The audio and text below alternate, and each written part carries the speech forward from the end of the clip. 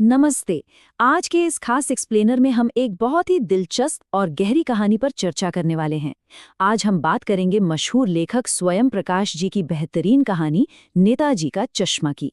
नाम सुनकर लगता है ना कि ये बस एक चश्मे की कहानी होगी, पर सच बताऊं तो ये सिर्फ एक कहानी नहीं है, बल्कि हमारे और आपके आसपास मौजूद रोजमर्रा की देशभक्ति का एक बहुत ही पावरफुल मैसेज है। तो चलिए बिना टाइम वेस्ट किए सीधे इस मास्टरपीस को डिकोड करते हैं। आज की इस चर्चा में हम कुछ खास पड़ावों से गुजरेंगे। सबसे पहले बात करेंगे उस कस्बे और मूर्ति की, फिर सुलझाएंगे उस चश्मे का रहस्य। उसके बाद हम मिलेंगे कैप्टन से, फिर कहानी के उस मोड़ पर चलेंगे जहां कैप्टन की मृत्यु होती है, और आखिर में सरकंडे के चश्मे का मतलब समझते हुए कुछ मल्टीपल चॉइस सवालों पर नजर डालेंगे। तो आइए सबसे पहले अपने पहले सेक्शन की तरफ बढ़ते हैं, कस्बा और मूर्ति। एक छोटी सी नगरपालिका की एक बड़ी पहल। देखते हैं कि ये पूरी कहानी आखिर शुरू कहाँ से होती है। इमेजिन कीजिए एक बिल्कुल आम सा कस्बा, वही जहाँ एक छोटा सा बाजार है, एक सीमेंट का कारखाना है और हाँ, एक नगरपालिका भी है। अब ये नगरपालिका कस्बे में कुछ न कुछ छोटे मोटे काम करवाती रहती थी। इसी सिलसिले में इन्होंने तय किया कि कस्बे के मुख्य चौराहे पर नेताजी सुभाष चंद्र बोस की एक शानदार संगमरमर की मूर्ति लगवाई जाए।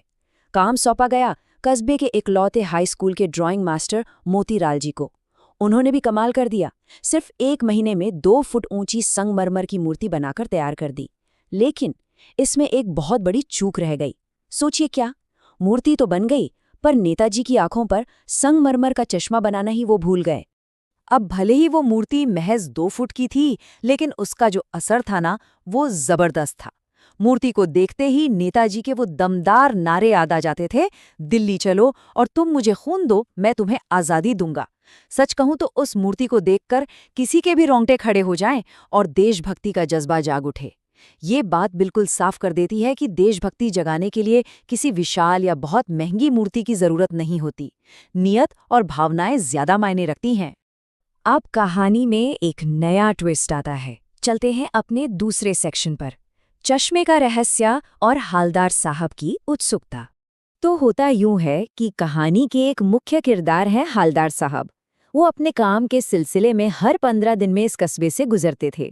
जब वो पहली बार वहां से निकले तो उनकी नज़र मूर्ति पर पड़ी। उन्होंने नोटिस किया कि संगमरमर की उस मूर्ति पर एक सचमुच का असली चौड़े फ्रेम वाला चश्मा लगा हुआ है। वो मुस्कुराए और मनी मन बोले, वाह क्या आइडिया है, मूर्ति पत्थर की पर चश्मा बिल्कुल असली।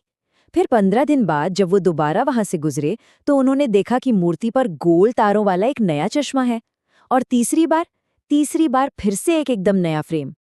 अब आप खुद ही सोचिए, अगर आप भी वहां होते तो आपके मन में भी ये सवाल आता कि नहीं, आखिर इस मूर्ति का चश्मा हर बार बदल कैसे जाता है। यही सवाल हालदार साहब को भी दिन रात परेशान कर रहा था।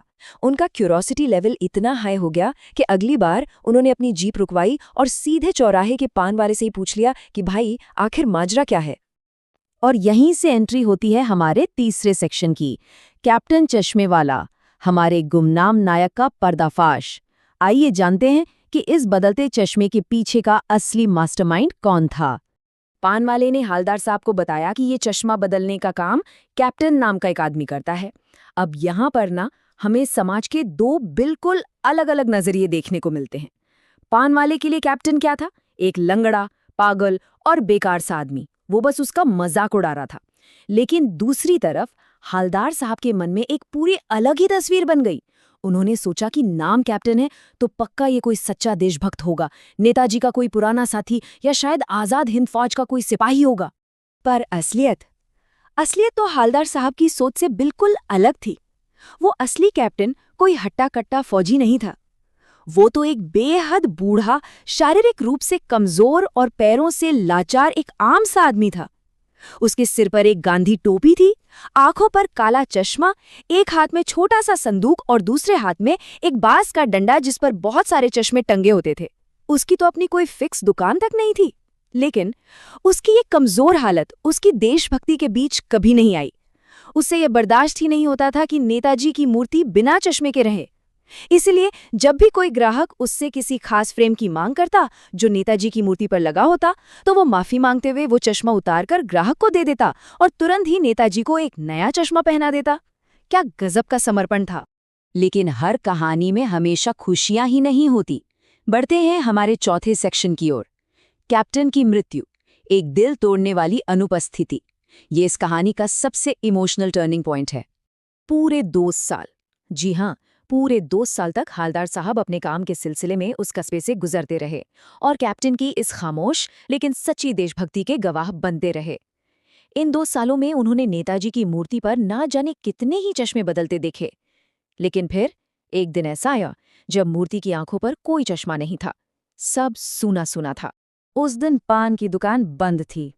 अगली बार जब हालदार साहब आए तो भी मूर्ति बिना चश्मे के ही थी। उनसे रहा नहीं गया तो उन्होंने पान वाले से पूछा और पान वाले ने मायूस होकर जवाब दिया, साहब कैप्टन मर गया। ये सुनकर हालदार साहब अंदर तक हिल गए। अब एक बहुत बड़ा सवाल खड़ा हो गया था। क्या अब नेताजी की मूर्ति हमेशा के लिए बिना चश्मे के ही रहेगी? क्या उस कस्बे में देश के इन नायकों का सम्मान करने वाला अब कोई और नहीं बचा? और इसी सवाल के साथ हम पहुंचते हैं अपने 5वें सेक्शन पर, सरकंडे का चश्मा, नई पीढ़ी से उम्मीद। चलिए देखते हैं कि कैसे ये कहानी एक बहुत ही खूबसूरत और पॉजिटिव मोड़ लेती है।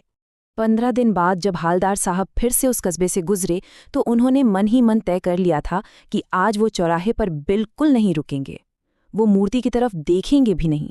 पर कहते हैं ना, आदत से मजबूर, चौराहे पर आते ही उनकी नज़र अचानक मूर्ति पर चली ही गई और उन्होंने जो देखा उससे वो वहीं ठिठक गए।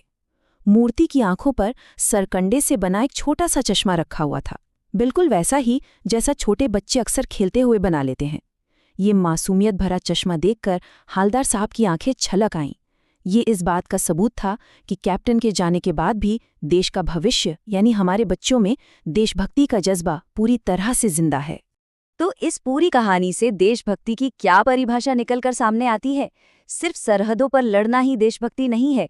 असली देशभक्ति तो हमारे और आपके जैसे आम नागरिकों, एक लाचार से दिखने वाले कैप्टन, चश्मे वाले और यहाँ तक कि उन छोटे छोटे बच्चों के रोजमर्रा के कामों में बसती है। अपने देश की चीजों से प्यार करना, अपने नायकों का छोटी छोटी बातों से सम्मान करना, यही तो है असल सच्ची देशभक्ति। चलिए अब चलते हैं अपनी छठे और आखिरी सेक्शन पर, बहुविकल्पीय प्रश्न। इस एक्सप्लेनर में हमने जो कुछ भी गहराई से समझा है उसका एक फटाफट रिवीजन कर लेते हैं। आइए इन खास फैक्ट्स पर नजर डालते हैं। पहला सवाल, नेताजी की मूर्ति किसने लगवाई थी? जवाब है नगर पालिका ने। दूसरा, मूर्ति किस चीज की बनी थी? बहुत ही आसान, संगमरमर की। तीसरा, कैप्टन को पागल किसने कहा था? सही जवाब पान वाले ने। और सबसे अहम सवाल, इस पूरी कहानी का मेन थीम यानी मुख्य विषय क्या है? वो है देशभक्ति। इस तरह से फैक्ट्स को रिवाइज करने से कहानी का बेस एकदम पक्का हो जाता है। अब जाते जाते एक सवाल मैं आपके लिए छोड़ रहा हूं जो सोचने पर मजबूर कर देगा। आज के इस मॉडर्न टाइम में हम अपने रोजमर्रा के छोटे छोटे कामों से सच्ची देशभक्ति कैसे दिखा सकते हैं? कैप्टन ने तो अपने एक छोटे से चश्मे के जरिए हमें बहुत बड़ा सबक दे दिया। आप भी सोचिए कि आप अपने लेवल पर देश के लिए क्या पॉजिटिव बदलाव ला सकते हैं। तो इसी शानदार विचार के साथ आज का ये एक्सप्लेनर यहीं खत्म होता है। ऐसे ही नई नई चीजें सीखते रहिए और आगे बढ़ते रहिए।